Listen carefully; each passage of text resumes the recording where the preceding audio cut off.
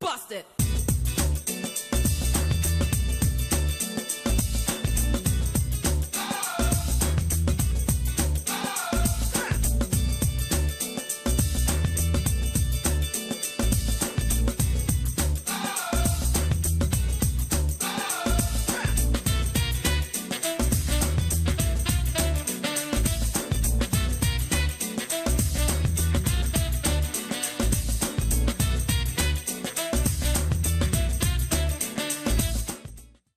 Hello, Alvi, and thanks for joining us on Political Platform. It's our duty on the program in the next 30 minutes to update you on the current political developments in Nigeria, provide you with the updates and the analysis, as well as a harvest from you through Political Platform at yahoo.com. What you have got to tell us about the events around, your views, your opinion, and your suggestions. Now, the Independent National Electoral Commission timetable is under threat. The electoral body told us that they have fixed the schedule and the timetable for elections. But just yesterday, the House of Representatives pushed its elections ahead of the presidential elections. Of course, it is not going to work. You can write that down in capital. It is not going to work because they did it before. They passed a law. INEC challenged it up to the Court of Appeal. And the National Assembly was told clearly that it cannot employ the Electoral Act amendment to amend the Constitution and usurp the powers clearly given to the Independent National Electoral Commission in determining the schedule and timetable of elections. So, like I said, INEC will probably hurriedly go to court and get this thing behind them so that they can concentrate on what is happening. The second event is the former President Olusegun Obasanjo's letter will be trashing on this morning. Now, Nigerians, if you ask me, have so much short memories. And we just, it's like what we have always said on this program, one day, one trouble. Former President Olusegun Obasanjo ran a very, very successful administration, if you ask me. That is bringing together Nigerians with the best of brains locally and outside of Nigeria to run their affairs. You recall that during his tenure, when they just came in, there were a lot of issues regarding the economy. The dollar was as the barrel of oil was as low as $9. So he brought in everybody, and we were owing over 35 billion in US dollars in debt. And of course, what he did was to assemble the best, both locally and outside. A lot of things later, probably you will say, went wrong with the administration. A lot of corruption went in, the Halliburton saga, the Siemens saga. A minister was killed just under his nose, Bola Ige. So many people who had no business at all had portfolios. They are the billionaires and the millionaires we have in Nigeria today. Waivers to those who have become the richest. A lot of things went on wrong with his government, even though with this high performance that we have talked about. The same President Olusegun Obasanjo wanted a third term. He couldn't get it. So he single-handedly assembled the team, brought in a dying man, Yaradua, and brought Goodluck Jonathan, who many people said should have been contented with being governor of Bayelsa State. He brought him as vice president, and what we assembled then is what led us to the fall in the standard of the management of the economy, and we said Jonathan failed. Once he fell out with Jonathan, Obasanjo changed camp, tore his party membership, and told Nigerians he is used to writing letters. He wrote so many other letters, and Nigerians said Muhammadu Buhari is the man. Now, former president, vocal as he is, always wanting to, he can go to jail. In fact, he actually went to jail as a result of his criticism of the Abacha administration. This former president, always vocal and not wanting to take any chance, does it to some people, he does it to suit his own whims and caprice. Now he has written another letter, and what is he telling Nigerians? He's telling Nigerians that this government has failed. We already know that the government has failed. Nobody is in doubt as to whether the Buhari administration has disappointed in the promises he gave to Nigerians. This same former president is pointing a direction to us and asking us to forget APC and forget PDP, and a coalition of Nigerians should come up. He has not clearly defined it. He says he wants to play a role. Now, we are talking about how Nigeria can go forward, and so many people understand that the only way Nigeria can go forward is to restructure this federation.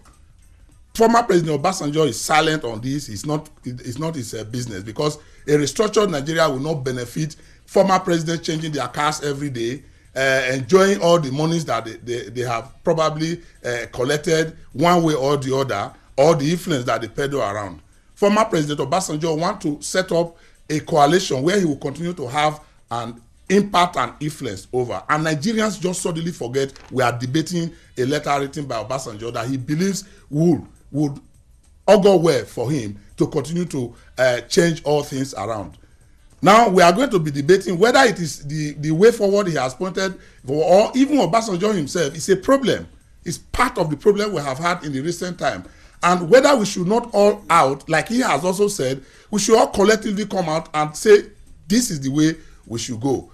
We'll be calling on somebody who we believe should be able to be unbiased in telling us the way forward on the program this morning. Yinka Odumakin, he will be talking to us from Lagos. He will be telling us if there is any merit in the Obasanjo latest letter, if this government has failed so woefully that we think that we should disregard the electoral processes that can make us change him if Nigerians feel he's not working well, or we should just hound him out and ask him, don't contest, or which way forward. I'm Okiri Agbonsuremi, and Amechi Anakwe is here with me. Ohira, when you pencil down the inadequacies of the presidents who have had in the past, we have tried to do some of them, especially also recounting the ones former President Obasanjo did. If you, of course, take a look at them, very correct. I was just taking a look at a WhatsApp message where some people tabulated the 10 sins of Buhari according to Obasanjo. Very correct. The letter Obasanjo wrote to Jonathan before it's too late in December 2013, he listed his sins. All very correct. If you look at the sins of former president and late Umaru Musa Yar'Adua, very correct. Now, if you look at the sins and the inadequacies and the pitfalls of the Obasanjo administration, you mentioned some of them. A whole chief law officer of the nation, the Attorney General of the Federation, killed right there in his residence like a common criminal, and of course nothing came out of it. There are so many sins of this, all correct. Now, it tells you, like you rightly suggested, that it's not a problem of the personality manning this position, President and Commander-in-Chief of the Federal Republic of Nigeria. It is about the structure and about the system. And we have respected Obasanjo, whom I respect so much. On this program, I have said, yes, taking a look down the line since 1999, he's clearly the best in terms of being reformist in mind, in terms of being patriotic, seeing Nigeria as his constituency. He's the best. And knowing that he's one man who's imbued with a lot of intellectual capacity, just acquired his PhD in his 80s, an unprecedented feat. We expected him to have gone beyond the surface, to go deep down. What is the problem? Should we continue to spend more time on symptoms rather than dealing with the disease? The third force is contemplating.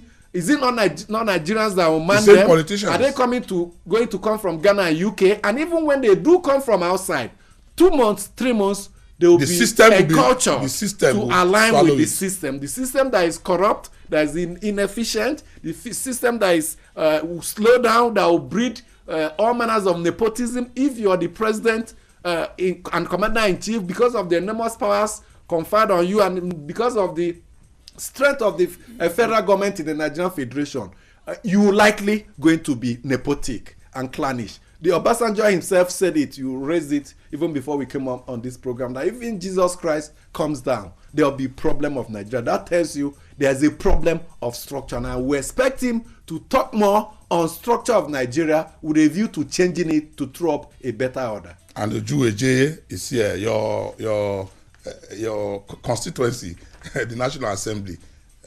They know the impact of a presidential election coming before the National Assembly. They call it the bandwagon effect. So they want to hurriedly hold their election and then they wait for the presidential election. They want every man to stand on his own and by his own strength. You know, you measure your own political weight and how much the electorate has confidence in you on your own without being negatively affected. You see, they are also Nigerians.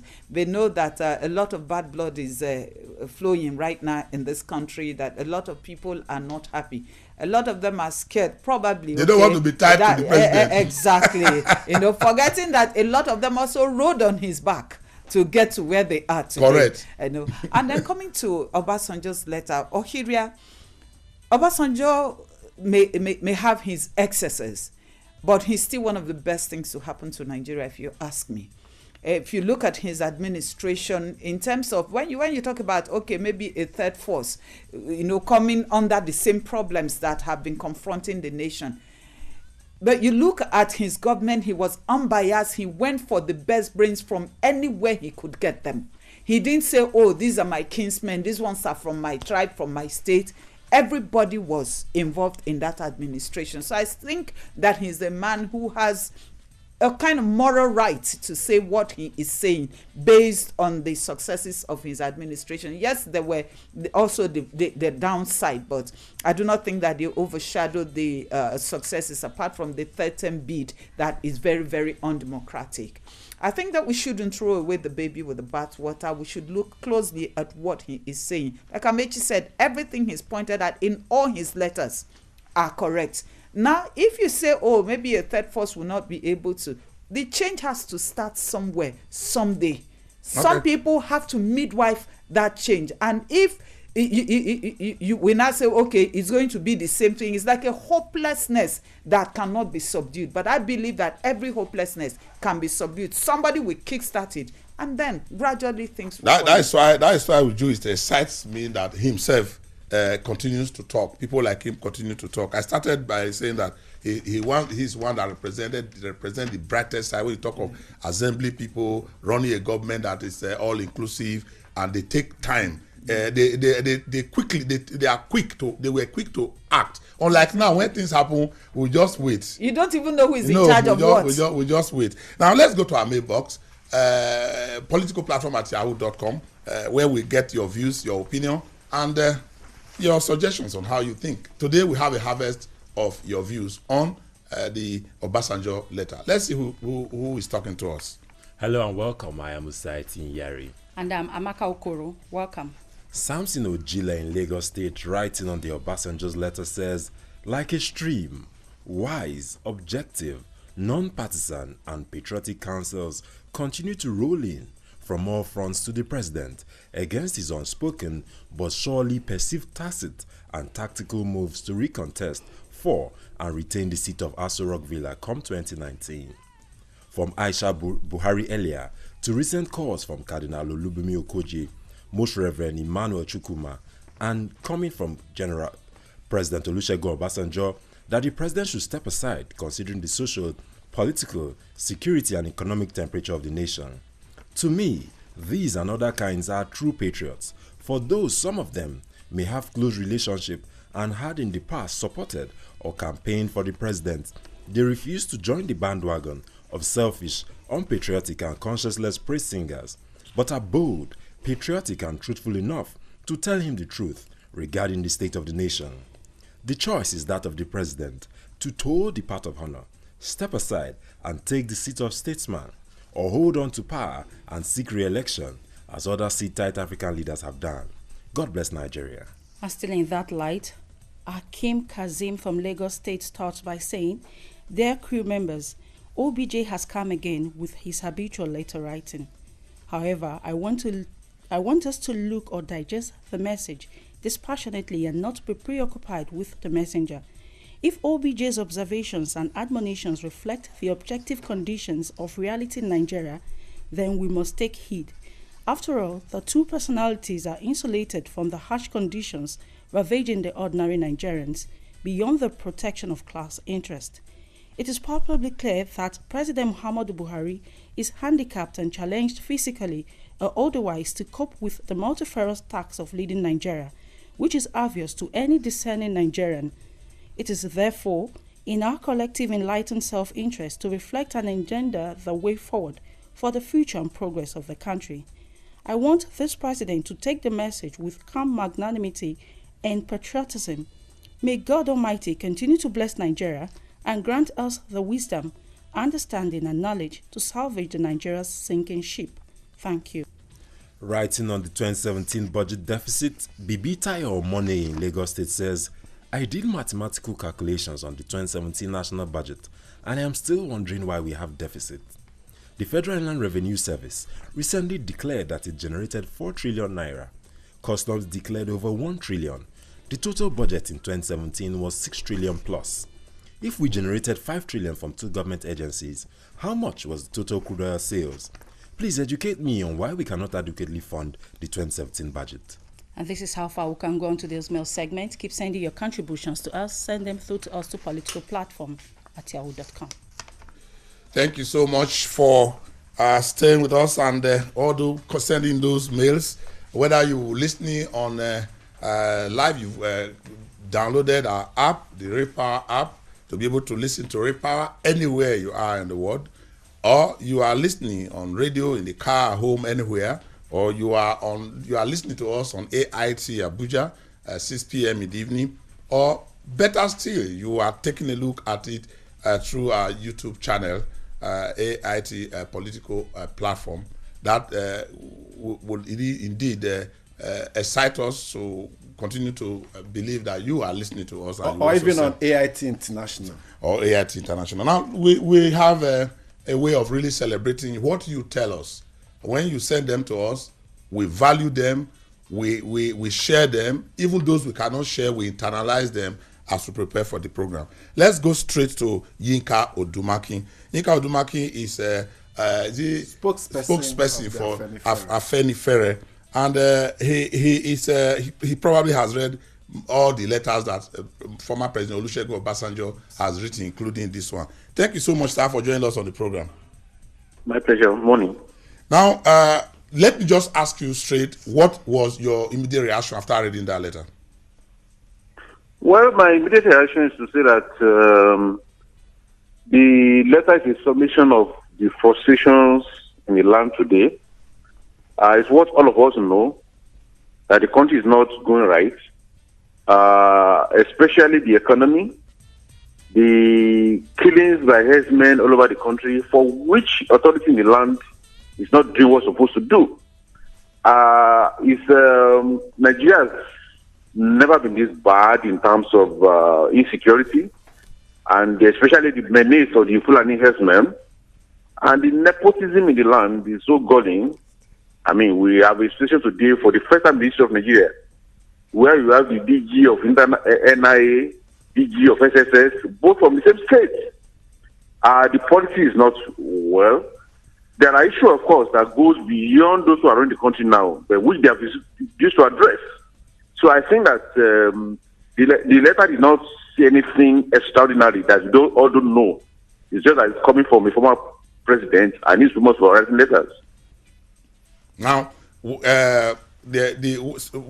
of the letters, the mails we got said we should please leave the messenger and look at the message. And I'm inclined to look at the message. If you look at the messenger, that is former President Olusegun Obasanjo, you just get angry. If you look at the report, that is, if you look at him as a person, you will say, look, he had the opportunity to have done certain things he didn't do. But you cannot actually remove it from him that what he said. Let us look at the crossover. There was an area of where after reading the letter, I said, is he writing a part 2 of this letter? Maybe he will write a part 2 so that he can tell us the way to go. He talked about a coalition of Nigeria. What do you think he meant by a coalition of Nigeria? Well, definitely he's clearly talking about the fact that there's a need for an alternative thinking center, an alternative platform where Nigerians can galvanize themselves. But he stopped short of saying what that coalition should be doing. Because we remember that in 2014, 2015, there was a matter in this country, anything but Jonathan. Yes. Now, 3 years after that, now, we are worse off than we were. In fact, what we have now, Yinka, is anything but Buhari. That's what everybody is saying. The man should just go. No, but we don't have where we want to go to. Yeah, no. If you're just saying anything about Buhari, we are wasting our time. Because we can also get something worse than Buhari. Therefore, we must be deliberate, we must be clear in our thinking. And I think that's why Obasanjo stopped short. And that's why the Nigerian people should fill in the gap. What should be the next step towards ensuring that we have alternatives? And is it a system issue? Definitely, clearly it's a system issue. Clearly, the leadership at the Nigeria present moment has its many failings, no doubt. But there are systemic issues that have to be addressed. Let me just give you. Some few weeks ago, President Buhari presented a budget for 2018. That budget was 8.6 trillion naira. Yes. It sounds so big. But when you convert it to dollar, that budget is $23 billion. Shagari's budget in 1983 was $25 billion for 80 million people. Now we are doing less for 180 million people. And we are still fighting corruption. Even if we stop corruption in Nigeria today, no kobo is stolen. Nigeria will still be poor, based on rental economy, oil and gas alone. So we must restructure. We must diversify. We must remove the thing that say mines and mineral resources and the exclusive list. We have to before Nigeria can move forward. So it's not just enough to say, oh, once we vote Buhari out in 2019, everything will be okay. That was what they told us in 2015. Once Jonathan was gone, Nigeria will be in the Eldorado. On all fronts today, Nigeria is in worse disaster today after anything but Jonathan. So we Nigerians must, yes, President Obasanjo has said the right thing. We are looking at the message, but we stop short of profiling solutions. What that government should be doing, and I think Nigerian people should. The more it's talking about, it should be owned by Nigerians themselves, and they should fill in the gaps and ensure that there's an agenda about changing this country, making this country better, creating an inclusive country, a better diversified economy, ensure that every section of Nigeria. Look at the insecurity in Nigeria today. We have a situation where we have elected governors all over Nigeria who are making law. They have no police to enforce their law. When some states introduce Sharia against the constitution, they have the police to back up Sharia. Ishba. But elected governors don't have police. These are concrete issues of structural dysfunctionality that we must address. So it's go beyond the question of the mind or leadership alone. Leadership is key, but leadership within a system. Now, I'm afraid as a person, as a Nigerian, that when a former president, Olusegun Obasanjo, no doubt very influential and vocal, begins to talk about a coalition of Nigeria, before you know what is happening, Yinka, there are meetings all over the place. Those who want to cash in and begin to say, okay, we are the one. This one will represent his interest and push the government out. We will be undermining the democratic institutions and the need to face the restructuring you are talking about. How should Nigerians react to this suggestion? Well, I think the suggestions, the Nigerian people should seize this moment. It should not be some people deciding on their behalf. For a long time, Nigerians have surrendered their lives to professional politicians who have run their lives aground. Now it's time to take responsibility for their own lives. In their community, in every area, Nigerians should organize themselves. What Nigeria needs at this moment is liberation policies. We need to liberate and free ourselves. And only we the people can do it. Now, just before you go, Yinka, the PDP and the APC were placed on the same card by former President Buhari. This one is useless, this one is useless. The only way he's pointing forward is coalition that doesn't exist. Now, many Nigerians will be confused. Where are we? Are we so hopeless and helpless? 13 months to election. 13 months to election. I mean, what's wrong in your mind? The truth of the matter, let the truth be told. We have tried PDP for 16 years. We have tried peace now for 3 years. What's called peace today is part 2 of PDP. Yes. Because in 2015 elections, there are elections in about 30 states for governorship. 20 out of the 30 candidates by the APC were from PDP. Except any of these parties is able to transform between our next elections, I personally have not seen the vision that either of the parties carry that can take us out of where we are now. Yeah, that is the fact, and that is the sad point of it. Yes. So reality. So it's either any of the parties get themselves together and cast that vision that Nigeria can run with, or something else will rise that can give clear vision, clear commitment, backed by people with proven record that can do it. So this country is disappearing. When Macron won election in France, his first set of who he thanked were those who voted to save the republic. This is time to save this republic and cannot just be a wishy-washy affair. All right. Thank you so much, Yinka Odumakin of Afenif. Thank you so much. We will continue to talk to other Nigerians on this issue as time goes on. Uju, you can see that it does appear that Nigeria is in a position where it needs the soul to be rescued. It needs deliverance, if I may put it that way. Nigeria actually does, because we are in a situation quite unprecedented in the history of this country. But again, Ohira, let me quickly chip in. Just 1 second, because we are actually that we have 60-something political parties. Who knows? Maybe even from within this 60-something. That will not work. Forget about that. That will not work. But let's not. Your last take on this. Well, we need to restructure. It should be the agenda of the president, incumbent president, who has serially rejected it. Former presidents such as OBASANJO and every other Nigerian, for them to come to the table to restructure Nigeria, so that even when we elect a bad person, the structure will reform the person to become. All right, let's do it tomorrow when we come back. Remember to drop us a line, politicalplatform@yahoo.com. Okiri Agbonsuremi here.